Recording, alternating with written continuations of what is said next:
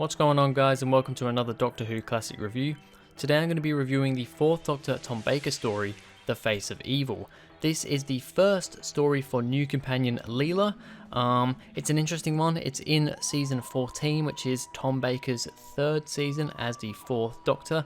But it's interesting because you had Sarah Jane leave in the Hand of Fear, which was like episode 2 or 3, I think episode 2 of season 14. Then you had The Deadly Assassin, which was a no companion episode. And then you've got The Face of Evil, which is Leela's first episode. So interesting having a new companion come in and the old one leaving at the start to the middle of a season, instead of usually it's like at the start of a season. You get the new companion. So yeah, this is The Face of Evil by Chris Boucher. When the TARDIS arrives on a jungle planet, the Doctor encounters two warring tribes, the Sevateem and the Tesh. The Sevateem worship a god called Xoanon, and the Tesh are supposedly keeping Xoanon prisoner. But why do the Sevateem call the Doctor and the Evil One? And what are the invisible creatures in the jungle? The Time Lord, with the help of a girl called Leela, is about to find out. So a nice little plot synopsis on the back of the DVD there. Yeah, you've basically got this god supposedly called Xoanon? I can't remember exactly how you pronounce it, but and everybody on this place is saying that the Doctor is the evil one, but why is the Doctor the evil one? What's going on here? A little bit of a fairly interesting premise for this one. When the whole episode gets started, really kind of draws you in and gets me intrigued, because I'd never seen this episode before watching this today, so it's a brand new experience for me. So anyway, let's start off with the cast. So Tom Baker as the 4th Doctor is brilliant here. This is Tom Baker in his prime. Season 12, 13, 14. He is literally in his prime. He's so good here. A lot of funny moments from him. I mean, you've got the whole jelly baby thing. I'm going to kill you with this jelly baby. You've got a couple of other funny moments. I didn't write specific moments down, but there were quite a lot of funny moments. Just things that he said, just funny lines, and yeah, just really good stuff from Tom Baker. He does the serious moments really well, but also has some great funny little moments in there, and just these kind of one-off silly lines that just are delivered perfectly and they're written perfectly. And yeah, altogether, really good. Louise Jameson as Leela. So like I said, this is Leela's first appearance, so Louise Jameson's first appearance as Leela. And yeah, she's really good. Leela is a companion that I do quite like. I wouldn't say that she's up there with one of my top companions, but she's definitely getting there. She's a really good companion. I like her a lot. I think she's definitely a lot different to other companions because she is, I mean, she's not from Earth to start with. She's from a completely different planet, and she is, she's not even from this time. I mean, yes, it's a different world, so kind of time is a bit of an odd thing, but she basically, in Earth terms, I suppose, she's very kind of, not medieval, but I don't know, kind of almost caveman-like, just the way that she is, the technology that she has around her, and that shows up in a lot of her episodes to come. How when she goes into future times and just different times, she just doesn't understand what a lot of things are, and I find that really interesting with Leela's character. And yeah, Louise Jameson puts on a banging performance for this first episode. Alright, so let's get on to the good and the bad, starting with the good. This is the introduction to Leela. I've just talked about that, but yep, awesome. I always love having a new companion in the TARDIS, and she's definitely a very good one here. I like how we don't really know she's going to be a companion throughout this whole episode, but I suppose watching it back in the day, you'd probably figure it out that she was going to be the new companion, or maybe there was probably press and everything saying that Louise Jameson was going to be this new companion anyway. I don't know 100%, I wasn't born back then,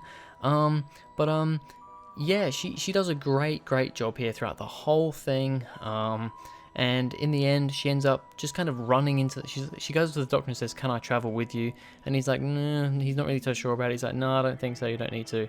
If I just grabbed everybody that I liked, I'd be, having everyone come on trips around the universe with me." But then she decides to run into the TARDIS and presses a button and the TARDIS takes off, and that's the cliffhanger for the end of the story. So another interesting, way for a companion to be introduced into, time and space and the TARDIS, and introduced into being a proper companion. So altogether, everything about Leela in this episode pretty much I really enjoy. the Doctor acting like he's the evil one. So he doesn't really know what's going on with this whole thing, but when these, when he finds some of the 17, they're all saying, I think it's the 17 that he finds, they're all saying that he's the evil one, and he doesn't know what's going on. But you know what? He decides to go with it and pretends that he is the evil one. And that brings me on to my next point, which is I'm gonna kill him with this deadly jelly baby. I love that moment. It's one of the best jelly baby Tom Baker moments in all of Doctor Who. And it's just the look on the guy's face looking at the jelly baby. I just found it really funny, and I love how when he says I'm gonna kill him, and the other guy's like, all right, do it then, and the Doctor, he's like, all right, and he just like slowly moves the jelly baby to his mouth, like bites its head off, and he says, take me to your leader. I love that. I love the face on Tom Baker when he does that scene. It's brilliant. It's amazing. And really, really good. The Doctor's face is on the rocks.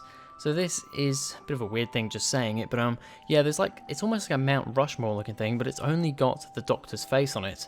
And turns out you go in through its mouth or something, which I found a bit strange because they go in through his mouth, but his mouth's closed. The rock's mouth's closed, so how did they get through the mouth? I don't know. Maybe I'm missing something, not sure. But basically the Tom Baker's face is on this rock. Which is interesting, and he's very confused when he first sees this, and he's thinking to himself like, have I been here before? If I have been here, what did I do? Have I done something wrong? It's funny, it's weird seeing Tom Baker's face just on a rock, but it's an interesting premise for the story for sure. The Doctor making an antidote to save Leela. So Leela gets stabbed by one of the other 17s or one of the Tesh, I can't remember. Stabs her with this poison thing, and we learned earlier on when she used it that there is no cure for this poison. So he stabs her with it. She's supposedly dead, but the Doctor is kind of, very, very lucky in a lot of ways. Bit of a coincidence. He's in this basically lab, and he can figure out an antidote. So he gets the antidote and he saves Leela. She's like, there wasn't a cure, and he's like, well, I've just made one, so there you go, you're alive now. Zoanon has the Doctor's voice and face from their last encounter. So from what I understand, we haven't actually seen the Doctor encounter this Zoanon before, but obviously he has, as the Fourth Doctor as well, because that's the face that they've gone for, that's the voice that they've gone for. And I don't know if this has actually like appeared in, comics or in any of the books or anything, or the audios. If it hasn't, that would be a pretty cool thing to do like an audio on or something, but anyway, I digress. Apparently the Doctor's been to this planet before, and he messed with some stuff. He had to put put this thing on and basically put himself into this entity, and now the entity has kind of taken the Doctor's personality, and now it has a split personality, and it's basically going insane, is pretty much what's going on there. I don't know, it's a really interesting, but a bit weird, but definitely interesting concept, this episode. I really do quite like it. It's when it unfolds, I find it really quite exciting, and especially the fact that we haven't seen the initial kind of encounter between Zoanon and the Doctor, but I think that is a good thing for watching this episode. But I still do think it would be interesting to see a Big Finish story or a book or something of that initial encounter. But yeah, I really like that premise for the episode. And then finally, the Doctor has lots of funny moments. I talked about this before, but there's funny moments here and there. I haven't written any of them specifically down, but there's a lot of really good funny moments. What was one? There was one that I can't remember what he was. I was gonna write it down, but I ended up being like, nah, there's probably no point. Oh, it was about, he was like comparing something to a tennis match. Like there was these two people having a bit of an argument, and one guy said something and he's like, oh, that guy's up 15-love. The other guy says something, he's like, oh, we're 15-all now. And then a third guy comes in and he's like, yeah, that guy's just won like 17-0. He's won the match. And I just thought that whole little thing there, just switching between the Doctor and these guys having this argument conversation, it was really funny. It was perfect Tom Baker humour. And yeah, throughout the whole story, there was lots of humour, lots of great moments there. So, on to the bad. only really got one bad thing to say here, and that is the Doctor talking to the camera is a bit strange. So, episode 1, the Doctor walks out of the TARDIS, and he talks to the camera for 20-30 seconds maybe, and I just don't really like it. It's fourth wall breaking. I don't mind fourth wall breaking in some instances, but I really feel like I don't like it. It feels like a bit, just no, talk to yourself. I know he was talking to himself, but he was just directly looking at the camera. And I don't know. I think sometimes maybe I'd be okay with it, but here, for some reason, it doesn't really do a whole lot for me. It kind of puts me off a little bit and makes me squeam a little bit. I mean, it's not awful, but it's not great. That's really the only bad thing I've got to say.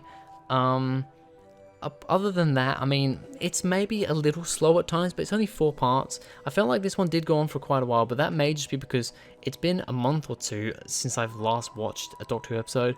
The Dominators was the last episode that I watched, and I haven't watched another classic episode since, so it's been a little while. So maybe just it going on for a while was more a fact that I'm just not used to watching these long Doctor Who episodes from the classic series, because even though I felt like it was going on a while, I was still intrigued throughout pretty much the whole thing. So a rating for The Face of Evil, I'm going to give it a pretty solid 8 out of 10. It's a very, very good story, there's no doubt about that. I can't give it a 10 or even a 9 or an 8.5 because, I don't know, there's just something about it that doesn't, even though there's not really anything major at all wrong with it, it's very nitpicky things that I've got wrong with it, and there's a decent amount that I like about it. I like the main premise of the story. There's just certain stories that I don't know, they just don't have it has a lot going on, but at the same time it doesn't. You just can't really put it up there with something like Genesis of the Daleks, or for instance for me, The Robots of Death, which is the story that comes after this, my favourite classic story so far. I just can't put it with things like that personally. I can't exactly tell you why. It's just, there's just not as much in it, I guess. It might be a weird explanation, but an 8 out of 10 is what I'm giving The Face of Evil. It is definitely a good episode, and I'd definitely look forward to watching it again when I get round to it. So anyway, that's going to be it for this video, guys. Thank you very much for watching. If you enjoyed, please go ahead, like and subscribe. Follow me on Twitter, link is in the description below, and I'll see you guys in the next video.